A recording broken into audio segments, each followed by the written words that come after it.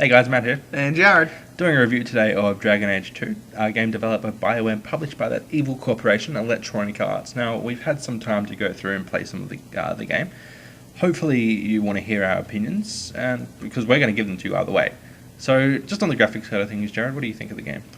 It's actually not too bad for the type of game. I'm more of a first-person shooter myself, but and I'm not too into the RPG side of the gaming genre, but it's actually pretty good. Like, some are just awesome scenes, and the quality is just insane. But it is dipped a bit in the cutscenes here and there. Not most, but just the occasional odd thing here and there is just a bit dull. Actually, yeah, I agree with you there. During the first cutscene of the game, they zoom into a pixelated file, which is just a really terrible thing to zoom into. I mean, you've got these beautiful sceneries, you've got this beautiful backdrop of historic stony wall. Not in that, the character walking down there and is focusing on a fire. Yeah, exactly. They got this hot mage. Sorry, I don't mean to be sexist, but you got this hot mage character. I think she's a mage. I'm not too sure. Doesn't matter. And they just zoom in. Like, there are so many more things that you could zoom in on. I'm not going to say anything, but they zoom into a pixelated fire. Come on, Bioware. You're the game that published the Mass Effect sex scene. Let's not zoom in on some fire. Let's zoom in on some boobies. I'm just putting it out there. And the cutscenes aren't all bad. I mean, the way they've actually done it is quite fluent. Like, you actually have a bit of time beforehand before the person talking first actually ends, so you can actually pick your response, and it just flows through like a normal conversation. Yeah, it's good to see they adapted the Mass Effect 2 conversation tree for Dragon Age 2 because it worked beautifully. It gives you a chance to pick your response before the NPC starts talking. And it also gives you a chance to just kind of watch the cutscene in its entirety without spots, without pauses. I know one of the main gripes I had with Dragon Age Origins was you never heard the character's voice outside some little when you're going into battle and whatnot. But in this, the character's voice is perfect. It fits in well. The cutscenes are sublime. It just drags into the game a bit more, just gives you that whole feel of tunnel vision pretty much.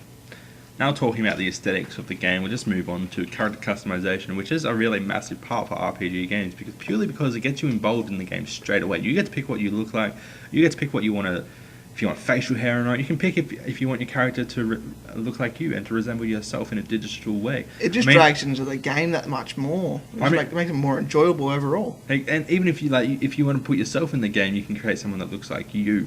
I personally can't do that because I don't feel like jizzing every time I look at the screen. But I make one that looks like you, my friend. Oh, thanks, Matt. Give me horror bloody dreams at night. That's okay. Really didn't need that. But yeah, I mean, it's become pretty much a standard in most games these days. Obviously not for racing games and flying games and stuff. But then again, we could say that in the future. But it just makes the overall enjoyment of the game just great. And the character customization in Dragon Age 2 is tremendous. I mean, imagine the character customization from Dragon Age 1 on steroids. I mean, with cocaine. That's okay, man. Getting a little bit too deep into drug world there. This is a family show, after all. Sorry. And you can pick beards, you can pick facial tattoos if you want to be some hard cunt. Any feature, pretty much, you can change. Exactly, except the phallic things, which I actually am writing a letter of complaint to Bioware about because I really want to just swing my doodle around as a weapon instead of an axe. So, but all kidding aside, and doodles out of the way, the plot of Dragon Age 2 is essentially what draws you into the game. I mean, it's an RPG game, so the story is the main focus, and the way the story is actually told in Dragon Age 2 is quite intriguing.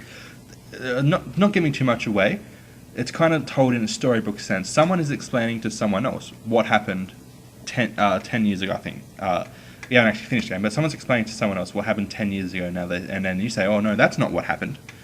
And then the other person reenacts what happened. They don't reenact it as an interpretive dance or whatnot. You just play it out. Yeah, you play it out. Essentially, that's what a video game is, Jarrad. Good to see that you had to point that out. Yay. And you really threw me off, but at the end of the day, that's what it is. You play through a 10-year period, and it's kind of getting the story right, and then we haven't got to the ending yet, but I'm assuming at the end it builds up. I'm not going to, no spoilers here, so you can uncover your ears. It builds up to what I'm assuming is going to be a pretty big battle at the end, and the choices that you make on the way will shape that battle at the end. Kind of, and if you play very similar to Mass Effect. Yeah, you just essentially just stole what I was going to say, you fucking line thief. Well, I thought of it first. I'm going to punch you in the eye. That'll be good. Sadistic systems, engage! And with that, we're going to talk about the combat system, and more specifically, the gore in Dragon Age 2. So much gore. So much gore! It's like Left 4 Dead 2 uncensored version all over again. It's like dinner at Chris Benoit's house. It's like an NSYNC Menzies session. It's like that time I captured those 2 homeless people, made them recreate Saw. It's like that time I sacrificed a goat. It's like that time I raped someone. Matt, okay, that's just too much. Right. Let's just get on with the actual combat system. It's very streamlined, it's very straightforward, it's very simple to use, and I really like it. I mean, that we're living in a time where it's just point, click, shoot, point, click, shoot. This one, you can pause the combat, you can create strategies, and you can take control of any of your party members, and I really like it. It gives a new level of interactivity into your games. You have to disagree with you there, Matt. The actual point-click shoot should be left for the first-person shooter genre. It's just too simple, and I find it hard to actually accurately target an enemy without missing. And by the time I actually finally do get around to it, they're on top of me. Yeah, you've never had anyone on top of you before, so you wouldn't be used to that, would you, buddy? Here we go again, Matt. All right, calm down, bitch, and do your spec news. Yeah, all right, here we go. Browse your standard operating system, 7 Vista XP. Wait. Can my Commodore 97 run it? No, Matt. Oh. It's not 987. That's depressing. Well, gonna have to live with it. Yeah, pretty standard dual-core CPU or equivalent. Quad-core is probably best to actually get the performance-wise. Same with the RAM. You know, aim for about 2. 7 gigs of hard drive space is pretty... 2 RAMs? 2 gigs of RAM. 2 gigs, so not actual RAMs? Get your head out of the gutter, okay? Alright, anyway. 7 gigs of hard drive space, which is pretty standard for most games these days, and fairly low on the actual graphics card. 8800 GTS, 2600 Pro ATI, stuff like that.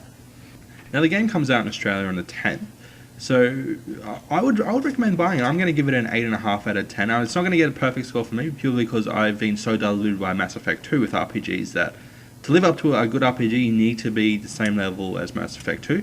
But don't put that off. It is a really, really good game, and I really enjoy playing it, and I will go out and buy it, and I will play it through several times.